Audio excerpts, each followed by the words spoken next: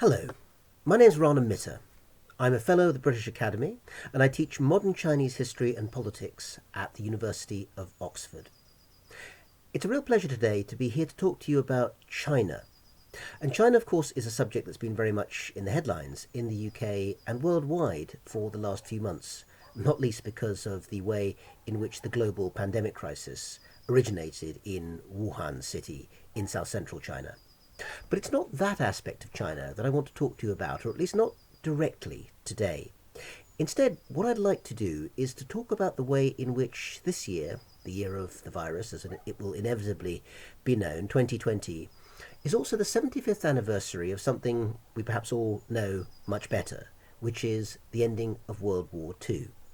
And those of us sitting in Europe will, of course, associate that with an event just a couple of weeks ago, which is weeks away, which is the victory of the Allied forces over Nazi Germany in May 1945. But we tend to forget that, of course, there was another ending to World War II, and that was World War II in Asia, with the surrender of Japan in August of 1945. That anniversary will be coming up in just a few months' time. And I want to suggest that there's a link between what's happening with the aftermath of the virus right now in China and a wider set of political understandings that in the rest of the world we really ought to know a bit better if we need to understand the China of today. So today you will hear that the word victory is being used over the virus by the Chinese government and the Chinese Communist Party. Now, whether the virus really has ended in China, we don't yet know. There may be a second wave. It may be there's more to discover. We simply haven't done enough research yet. We don't have enough data to be able to say. But let's look at that word, that phrasing. Why victory? It's not a phrase that's been used elsewhere. Well, I'd like to suggest it's because of one particular political imperative that's become a really big deal in China, not just in the last few weeks, but actually over the last 20 or 30 years. And that's a new interest in World War II.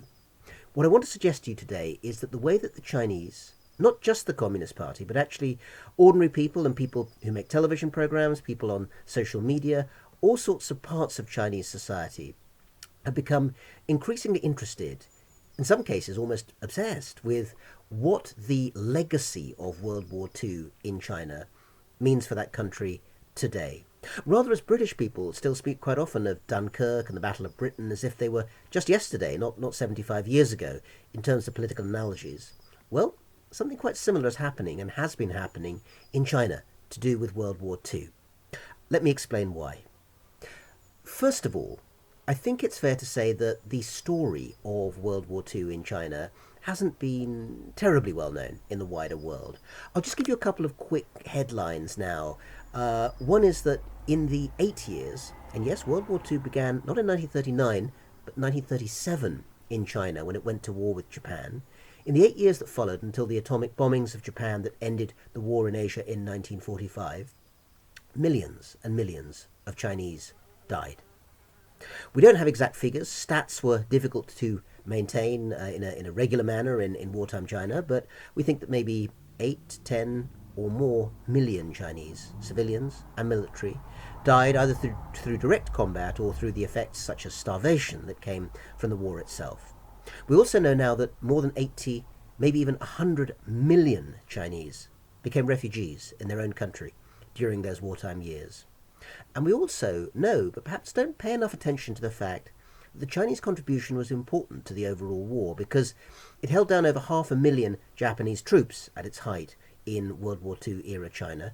And if that hadn't happened, if the Chinese hadn't fought back, both the nationalist and communist Chinese at the time, then Japan might have conquered China, and the history of Asia and the world would be very different. And one of my previous books, it's called China's War with Japan, 1937 to 45. In North America, it's called Forgotten Ally, but it's the same book. Tells that story, which I think is well worth the rest of the world knowing. It's really, I think, a relatively unknown theatre of World War II in the West. But I want to talk a little bit more, not about the horror of that wartime experience, but what it means for China today.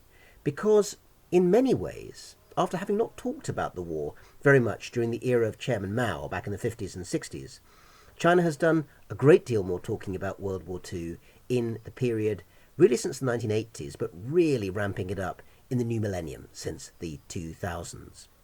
Why was that? Well, just to summarize briefly, the main force that fought the war in China during World War II, the main set-piece battles, was the then government of China, the so-called Kuomintang, or Nationalist Party of Chiang Kai-shek, who later fled to Taiwan.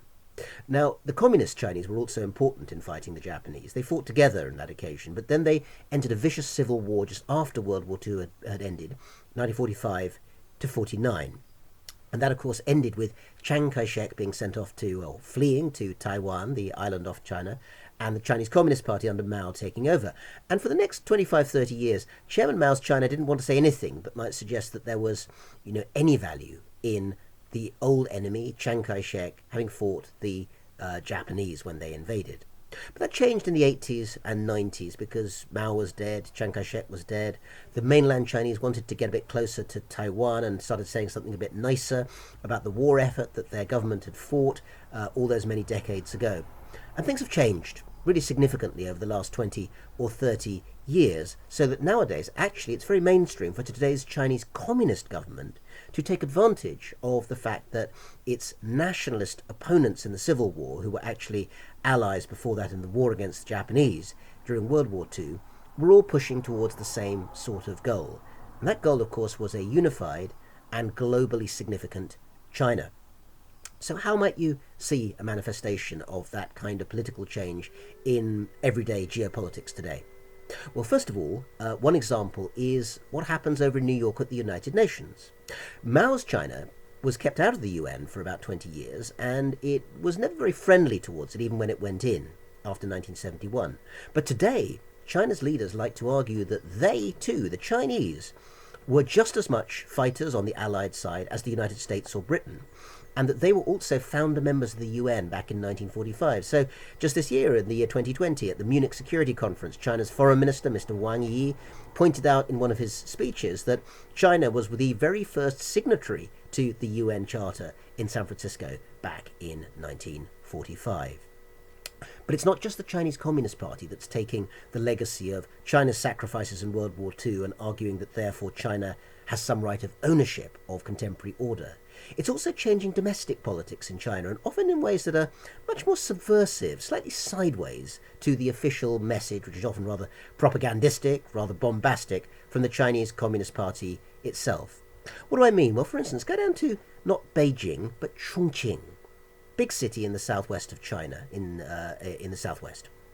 Why? Well, actually, although it's not well remembered outside China, that was the temporary capital of China between 1937 and 46. And that was a place where millions of Chinese refugees went to hide during the war. And they told their evacuee stories, the stories of being forced out of their homeland, their home provinces, down to Chongqing, to oral historians at the beginning of the 2000s. One of the reasons they had to wait till more than half a century after the war was over was that, of course, they had fled not to a communist-controlled area of China during the war, but the opposition nationalist-controlled area. Now, that couldn't be said during Chairman Mao's time of rule, but nowadays, when there's more space to breathe, when the Chinese Communist Party actually says, well, we all fought the Japanese, communists and nationalists together, that was all part of it. And that use of World War II metaphors is something that happens over and over again. You can see it on social media in China, on television soap operas, which cover the wartime years and talk about both the communist and nationalist contribution. My new book, China's Good War, which is subtitled How World War II is Shaping a New Nationalism, is out this autumn, and I hope you might be interested to read it. But to understand, finally, why that metaphor about wartime is still so current in China today, note that, as I said at the beginning, when you look at the way that the Chinese Communist Party right now, spring 2020, is talking about its capacity to overcome the coronavirus, we hope permanently, but we'll see what happens, the language they use is of victory in a people's war against the virus.